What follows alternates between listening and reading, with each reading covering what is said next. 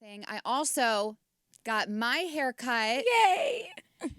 And this guy did it brilliantly because I wanted it to look like my hair has not been cut.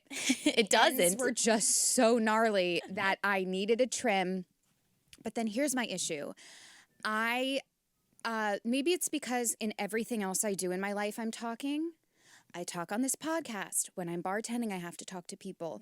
So when I don't have to talk to people, I do not want to. And the idea of going to get my hair cut and being held captive in a chair, having to talk to essentially a stranger, because I don't have a hair person, because I don't get much done. I'm like, just I don't want to get to know them. Like, anyone can cut my hair. You don't need a degree. I wish I could do it myself. It just won't be straight. So just trim my hair. I got the best guy. He was silent. The best guy. First, he was just like, what do you want? And I was like, this.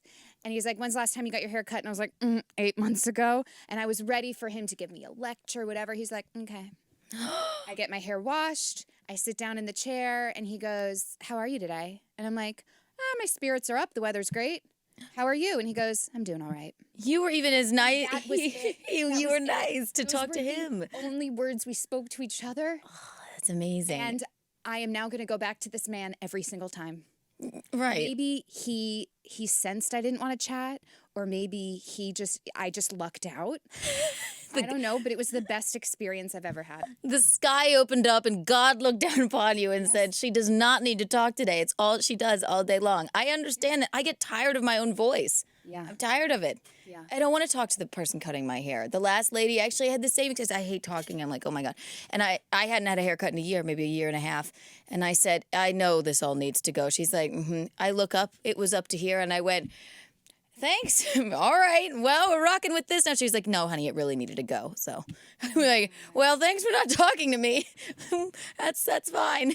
I mean, and she was right. Not talking goes south. That's what I wish you would have at least said, is here good? I was like, how about this much off? She probably took about that much off. She's like, yeah. No, honey, it needed to go. That's what I've learned from years ago. You always say you just want this. Can you do a half an inch? Because you know inevitably it's going to be an inch and a half. Right. They always add, like men with height. They always add a few inches. Yes, right. In my manly step-ups, I'm 6 feet. Right. Yeah. Lubi, do you have a hair person? I do have a hair person, and she's great. When I'm not in the good mood, she'll see and she'll just step away. Yeah. I have figured out a way how to do it right when I don't want to talk to my nail person. And AirPods and saying I'm doing a work thing. Nice. Yes. And I don't listen to anything. Yeah. I just keep them in my ears. They are noise You canceling. don't actually even listen to music. You're like, I just want peace and quiet. Yeah. That's great. I've done it a lot because my nails take a long time, like sometimes 2 hours, and we're like vis-a-vis. I can't escape it. Yeah. So I'm like, I'm just gonna do something for work. I hope it doesn't bother you. Have to. She's like, okay, and then we're both in our worlds, and nobody gives a fuck. Steve, do you have like a regular barber? What do men do? We go through this exact same thing, apparently. It's very funny. 'Cause me and Garrett have talked about this, and he also he's still looking for a barber that just won't talk to him. Yeah. That's all he wants. I consider myself lucky because I go to a barber that I've gone to for like 5-6 years now. You got a good head of hair. Thank you. We'll see how long it lasts. I know you're afraid of that, but it doesn't look like it's thinning to me. I hope not. It looks bad here, but I think it's fine. But I go to a barber who's a lesbian and basically has the same haircut as me. Cool. So it's impossible not for her to fuck it up because it's just give me what you have. Yeah. And she's also really cool, and I don't mind. She's the one barber I've ever had that I didn't mind the chat with, because we're both like the same. She likes smoking weed and doing, watching football and shit, Having gay haircuts. having gay haircuts, You and both like having sex with chicks. ladies, and Yeah. we bond on all those things. Wow. That. This is your twin flame. Pretty much. His lesbian barber is his twin flame. You only get one in life. You only get one. And that's her. And I that swear for to you. God, I'll go in and be like, God, I don't feel like fucking talking today. She's gonna chat, and this is gonna be terrible. I'm all hungover. I don't even want to be here. Yeah. And then I get there, and it's like a snap, like, hey, what's up? Hey, how are you doing? Oh, it's been a while. Yeah. And she snaps me out of it. It's the only barber I've ever had that I actually want to talk to. I had asked a friend before I went to the appointment, would it be rude for me if they try to chat to say, I'm not really in a chatty mood today. Do you mind if we don't? And they were like, yes, that is incredibly rude. You can't do that. You can't. You can't do that. I have to. It's like people I keep bringing this up, but there's nothing creepier or more annoying than someone like joining you in a hot tub. Like if you're in a public space and someone comes, may I join you? You can't say no, but you can't immediately get out. And they obviously, it's that motherfucker who wants to talk. Yeah. May I join you? Or it's like somebody at a bar. It's like, you can't be like, eventually you have to be like, all right, we're in the middle of something. But with a hairdresser, I can't be like, could you? I'm in the middle of something. You can't do it. They literally have your hair in their hand. With a sharp object. Right. So they're chatty and they want to talk. And a lot of people have no scruples and they can't figure out like, oh, you know what? This bitch is tired. Or except for Lex. Lex seems to have it all figured out. Or maybe would you feel even more flattered, Steve, if you found out she was only that way with you? No, I'd be almost weirded out if that were the case. Okay. I'd be like, why don't you talk to anyone else? I'm not that special. Because sometimes when I liken it to like a bartender, you're their regular and you're like, oh, they give me free drinks or we always have great conversation. And then you walk in and you see them doing the same thing with someone else. How dare you? Special. I thought we had something. Well, that's the thing. I understand completely because I used to be a bartender. I'm like, she has to do this all day, no matter who comes in. So I fully go in every time like, I'm not going to really talk. I'm just going to kind of sit there. But she just chats me up. She gets me talking, and then I can't shut up. Yeah. I don't know how she does. She's very good at her job because I guess that's part of it. I don't get it, though, because I fully go in every time. Like, I'm just going to sit there silently and give her a fucking break because I know she's talking all day. I do Never happens. I wonder if over the years it has changed because, collectively we're all saying we don't really feel like chatting with the people touching us. But we chat for a living, so some people must go in and they're like, I want to talk to you. It could be the only time they're talking to anyone all day. Right. You often hear, or you have heard in the past, that people treat hairstylists, nail techs as therapists. They'll unload on them. And I wonder if, because now therapy is less taboo, and I think more people are going and venturing into that they are actually getting it all out and they don't need to with the barber. We get it all out on social media as well. That's true. true. It is an outlet. You can post every feeling that you have, and then it's kind of You might look like a lunatic, but you can do it. Yeah, I follow that's a few, but I'm entertained. Or even, you know what I do sometimes when I'm really fucking peeved? I will... when I'm really vexed, I will draft a tweet. I am like, I draft it, and I don't post it just yet. And then I come back in like 5 minutes. I'm like, this is stupid. Visconti drafts texts like this. You stupid, unimaginable, blah, blah, blah, blah, like on and on and on and on, because he's speech to text. It's quite annoying. Oh, we know. And then he's like, tell me not to send this. I'm like, you don't need me to tell you not to send that. Obviously, don't send it. And then but it feels better for him. Yeah. Gets it out of his system. It's cathartic a little bit. Right. Fascinating. Well, so long as we all have a means to release. It's true. Life. So if you have a child who wants to study theater, tell them no. Don't do it. It's a waste. It was fun, but it was a lot of money to just spend buzzing on the floor. Did your teacher teach you that? Were you buzzing?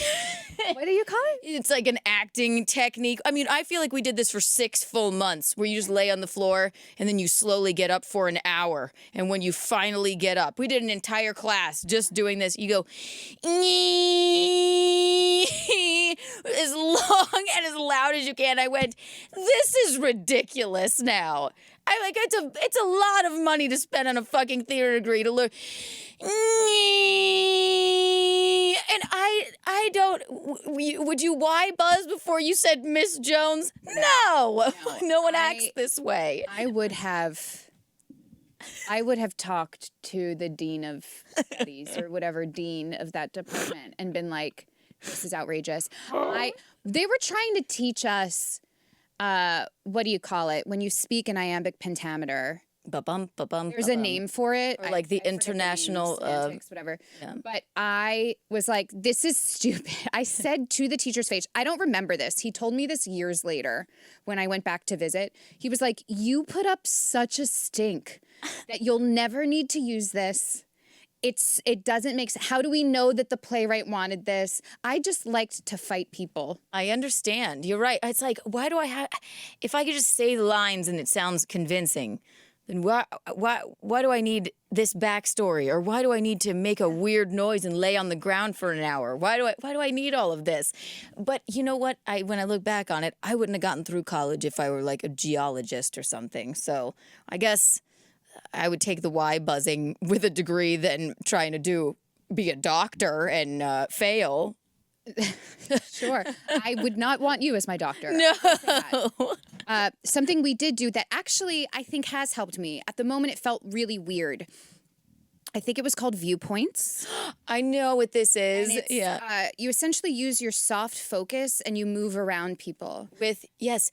Okay, yes. So we did this too, Evan, our teacher, Evan, he was the cool one. And then it's like, okay, so now you can glance at people if you want to, but mostly you just sort of move about the space. So basically, you're in a room with your classmates. Let's say there's 20 of you, and you're using your peripheral. You aren't looking anyone in the eye. You're just moving around a space, and you kind of think of it like a grid and like how you're going to move and not hit other people. So I guess it's about spatial awareness, being aware of your environment. And as an actor, that's a good thing because you let it affect you.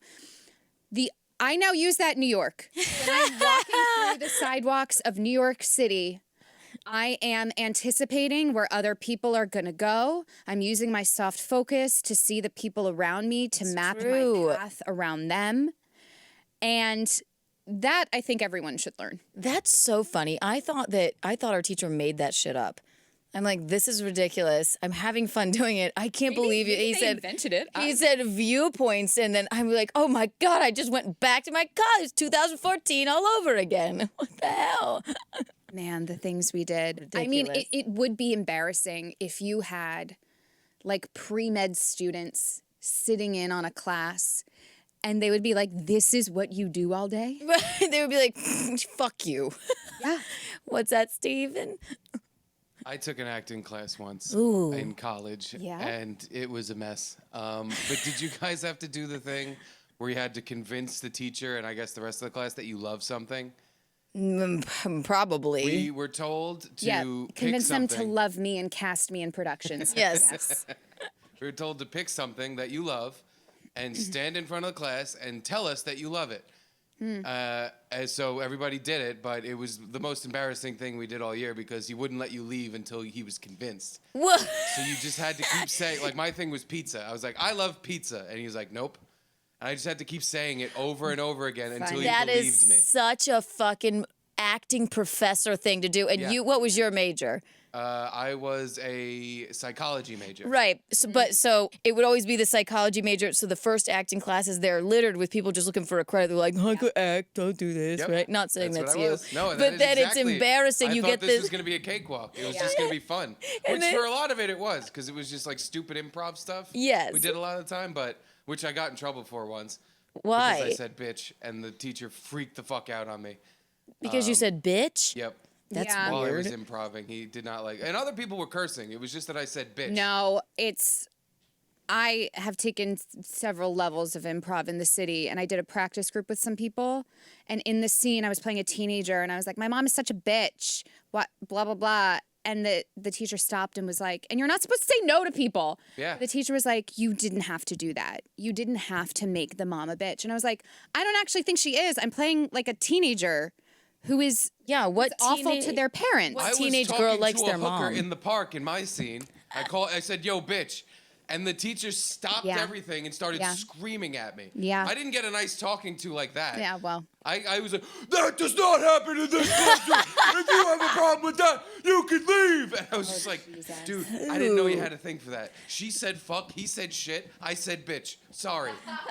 Like, my fucking bad. I didn't know bitch was the magic And word. bitch is technically the word that doesn't get bleeped yeah. compared to the others. And I You was didn't say talking to a cunt. hooker. Yeah, like, or, I mean, I guess I could understand Was a hooah. Yeah, she was a hooah. Yeah. Well, I'm sorry, Steve. I'm sorry that happened to you. That also would have scarred me, and now I know why you didn't pursue acting any further. Steve, will you convince Thank us you. that I you was love us now traumatized. and you can't leave until you I do? love you guys. I love you guys. Not enough. I That's love not you good guys. enough. Nope. I just had to start screaming it. Until Yeah, the guy was I like, "All love right, you, you're done." bitches. I was like, I love pizza. I love it. I love it. Please, can I stop? This is so embarrassing. That is really embarrassing. Everyone had to do it, and everyone was thoroughly embarrassed. May I share my acting story? Yes. It's so interesting for me to listen to all of this, by the way. But I was doing some amateur acting for like 10 years. It started when I was 7, 8. About when I was around 12. Wait, were you Montenegro's like biggest child star? Probably. I wished for sure. I wished I love was. it. I loved the attention. I was a little piece of shit. But at age of 11 or 12, I was already smoking real cigarettes on stage, Cool. like See? inhaling. Yeah. Because we were doing like modern twist on Cinderella, and I was her evil stepmom. And I was listening to like redneck music and chain smoked, and 7 or 8. I was just smoking real cigarettes. And we were touring with this, and I smoked Now, in every I school. like to imagine it was your idea. You were like, I'm the stepmother. I feel like she would be smoking a Marlboro Red. They're I like, was whatever already you had smoking there. in real life, so And they were like, good, we love it. We love, yes, more of that. Yes. may I say something? We had no teachers. We ran the class ourselves. what? Okay, what do you what do you mean? We had no They adult. just how old were all of 12 you? at this point. They put the 12-year-olds in a room and said, "Go ahead, kids, smoke away." Yeah, Have they fun, were- kids yeah. who just hit puberty. Now mind your own business. Yes, Yeah. I love And Montenegro. we rewrote everything. Like we did everything ourselves. Like we changed the script to a modern. I was like, how about she lives in like nowadays, and her mom is like this evil. Okay, how racist was it? Is what I want to know. Insanely racist. I'm Yeah. assuming. She said Inappropriate. insanely. It's because we are just inappropriate in Because every it's way. children. Yes. Who don't know any better. And I